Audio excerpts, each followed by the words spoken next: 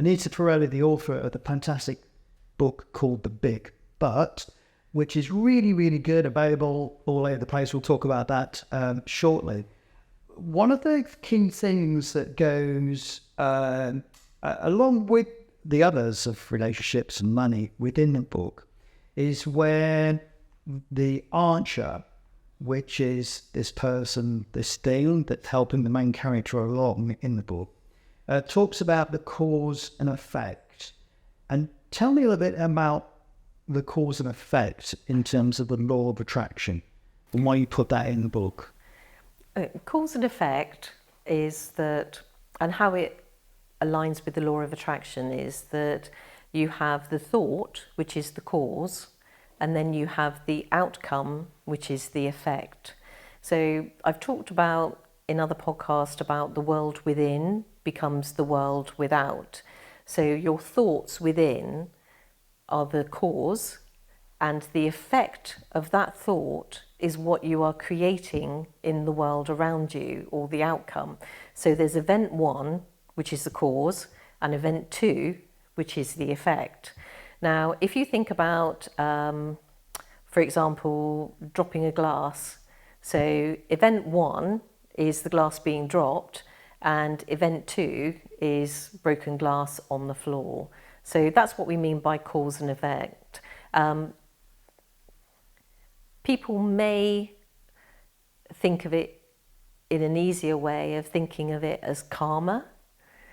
With karma, events in our lives are a result of experiences we've had or things that we have done. There's an interesting aspect about cause and effect that there's a delay sometimes. And when you're thinking about something, when you're manifesting it and you're trying to get your thoughts, your focus clear on what it is that you really want, that delay sort of creates somewhat of an uncertainty. So you ask for something and then there's delay.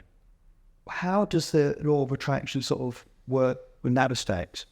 You know, when have you not manifested something, if you like, that has happened? There's a little mantra that I tell myself in these situations, and it's, we are never rejected, we're redirected and or protected. So if you wanted a job and you didn't get it, for example, you weren't rejected from that job, you were redirected and or protected from it. And I find that's really useful. The other thing as well is that you're on your path and you can't be impatient with it. I think patience is a key thing with the law of attraction. Sometimes things will come really quickly, especially if you've been building up your thoughts to this. It can manifest surprisingly quickly for you. But sometimes your archer or the universe needs to get a few of its ducks in a row for things to be able to come to you. The key thing is to not give up on the process. We talked about snakes and ladders. Every time you give up, you go back down the snake and you start the manifestation journey again. So it's important to stay on your path because you really don't know. It could be literally just around the corner. So if you give up now, you could be missing so much. So keep on with it. Keep on your path towards what you want to achieve, what you desire. Keep your energy and your vibrations high. Be optimistic and positive about what's out there. We can choose to be optimistic or we can choose not to be. And I don't know, being optimistic just feels nicer. You mentioned vibrations there. Can you sort of explain a little bit more about vibrations for me? If you think about tuning a radio to your favourite radio station, so you tune in to what you want to listen to, and music is great at making you feel good. If I'm feeling a bit low in energy, I will put on some music that will lift my energy, will make me feel better. And in the book, there's a scene where the main character is putting some music on the television and the archer is now being seen for the first time in their whole existence. So they keep shouting, boring, boring, boring, until they change it to a song that they want to hear.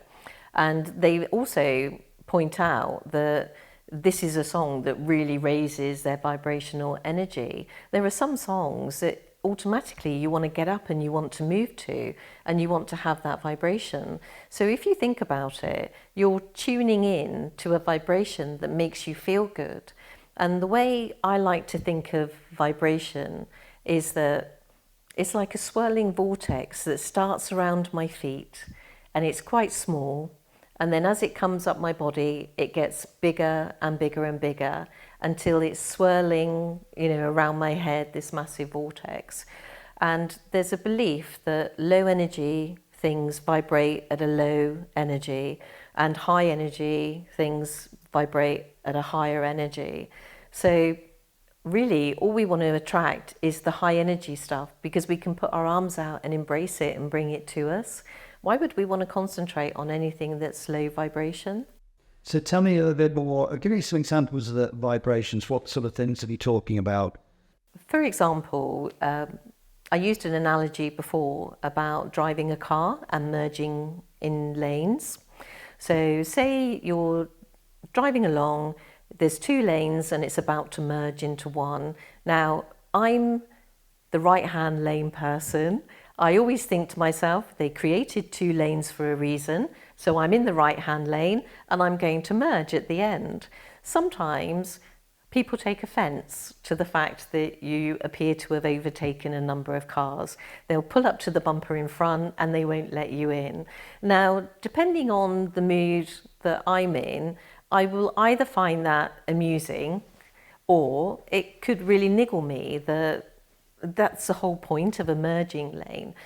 But that little dip in my energy, if it annoys me, and then if I get round the corner and there's a queue, that will dip my energy again.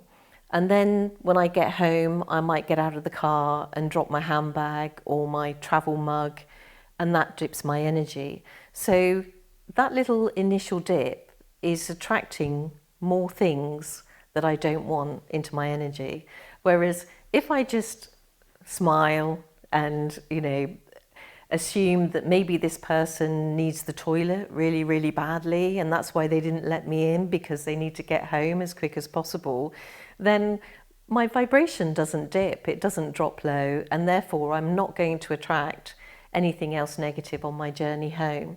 And I remember once traveling in a car with a friend, and there was a very aggressive driver behind us.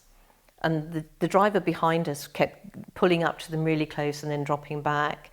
And the person I was with was getting really irate and really wound up about it, and almost spoiling for a fight in a way with the driver behind. So I said to them, we just need to take our energy away from this low energy thing and change it. So I started talking about the law of attraction, talking about what would we like our journey to be like. 5 minutes later, I asked if the car was still behind us, and it had turned off at some point. It wasn't there. So that's what I mean about keeping your vibration high. We could have focused on that car behind us being really annoying, and it just brought the whole energy in our vehicle all the way down. Instead, I distracted them, and obviously not from the road, but from the conversation, which was kind of going down in a spiral. It was like going down the drain, and yeah, there's nothing good down a drain. No, quite. And I think we've all been there with that. That's absolutely fascinating. Again, brilliant talking with you, Anita, about the book. So it's available on Amazon and in various formats. Yes, it's available on Amazon, Apple Books, and Barnes & Noble Nook. There's also some more free resources on the LOA Hub. I've created some workbooks and some ebooks to help people understand a bit more about what I've been talking about in these series of podcasts.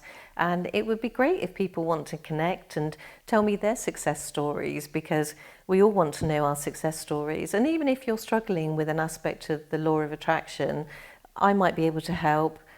Some of my followers might be able to help. It's a conversation worth having. It certainly is. Anita Ferrari, thank you very much indeed. Thank you.